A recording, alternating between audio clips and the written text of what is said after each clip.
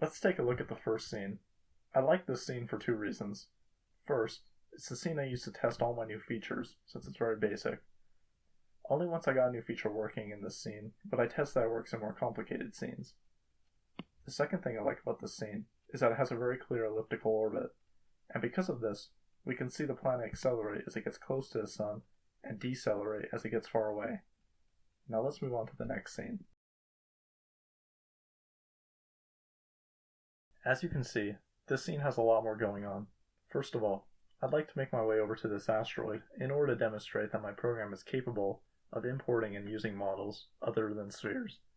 We can see the asteroid in a little more detail if I enable a flashlight.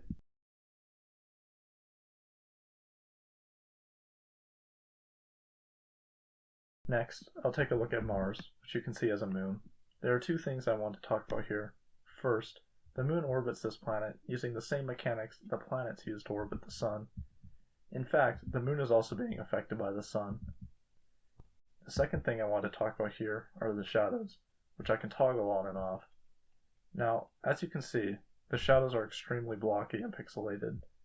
The reason for this is because I'm using what are called shadow maps to create shadows, which essentially means I'm rendering the entire scene from the point of view of a light source. In this case, the center of the sun, except instead of rendering colors to the screen, we render data to a texture, which lets us determine what needs to have a shadow cast over it when we render to the screen. The difficulty here is that we're limited to the resolution of these shadow maps, and in our case, the light is actually quite far away from all the other objects, so the shadows seem very poor. This would be like taking a picture of someone from 100 feet away with a bad camera. If we then zoomed in on this photo, the person would be very pixelated, and for this reason, unless we use very high resolution shadow maps, these textures are always going to think these shadows are very blocky or pixelated.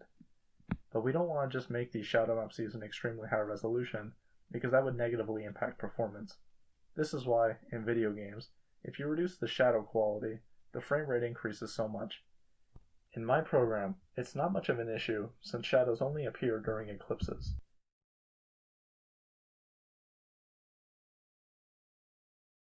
I'll only play the next scene very briefly, as it doesn't really introduce anything new.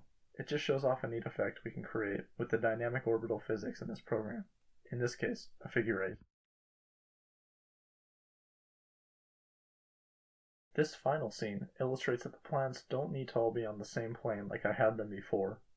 One thing I want to point out is that the inner blue planet, which has a moon, will eventually lose this moon, and it'll become another planet orbiting the sun. I think this is neat because it really demonstrates how dynamic these physics are, because when I created this scene, I didn't plan for the moon to eventually orbit the sun like this.